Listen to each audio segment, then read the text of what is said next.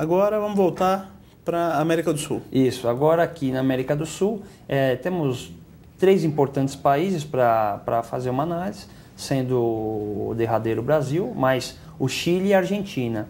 A Argentina, o sistema de precatórios, o sistema de pagamento de débitos contra o Estado, ele é processado pelo judiciário, onde se reconhece o débito, e tem uma norma lá que antes de 1991, eles é permissível que se pague com possibilidade de até 16 anos.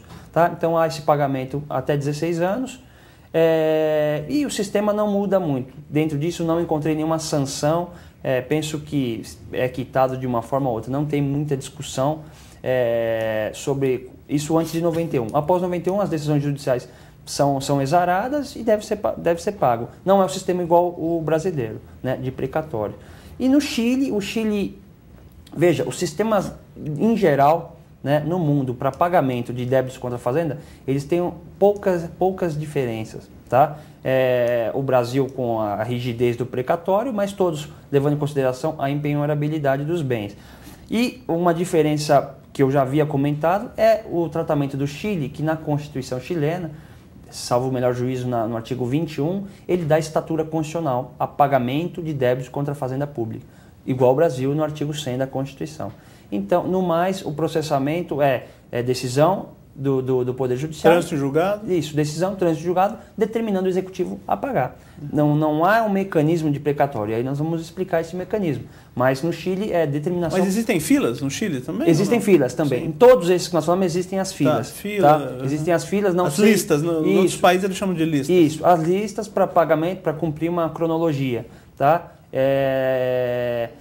O que não dá para precisar em cada estudo levantado se essa ordem é rígida ou não. Eu sei que é observado. Até porque vai depender. Sim, vai depender do Estado, principalmente o caso norte-americano, onde são acordos, então esse acordo não entra num segmento, numa rigidez. Até pela própria estrutura dos Estados Unidos, de independência dos estados, isso com certeza deve variar muito. A Alemanha também, porque lá os entes, e eu esqueci, os entes são totalmente autônomos, totalmente autônomos.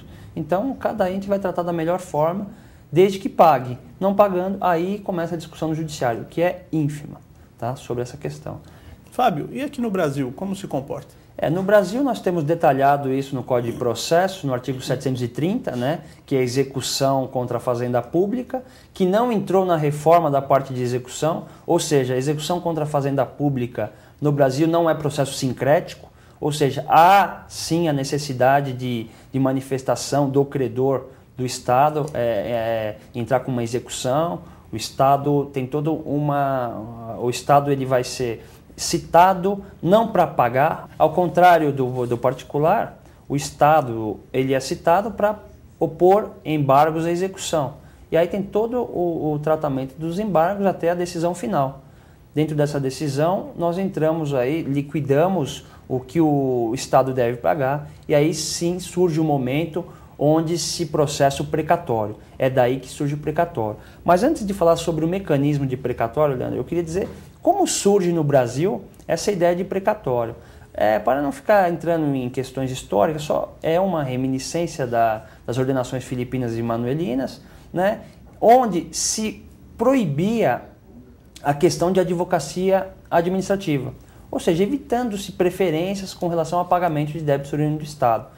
E ele foi constatado, foi efetivado aqui no Brasil somente na Constituição de 1934, ou seja, na primeira Constituição do Império, na Constituição do Império, melhor, e na primeira Constituição Republicana, não havia estatura constitucional de pagamento de precatório, por precatório. Até porque naquela época os precatórios não eram da imensidão que são hoje é algo que nem passava pela cabeça, mas eles colocaram na Constituição, já trazendo aí um diferencial sobre como se processa o pagamento. Fábio, acho que quem está em casa tem essa mesma curiosidade aqui. A palavra precatório, adivinha de onde? Qual a etimologia? A etimologia da palavra precatório é rogar, pedir, requisitar. Então ela justamente explica o que acontece, é uma requisição. Que de fato ocorre. O que de fato ocorre, é uma requisição, né? É uma requisição que é feita ao chefe do Poder Judiciário, do tribunal para pagamento. Fábio, eu vou pedir um minutinho, Claro. Nós vamos para o nosso intervalo.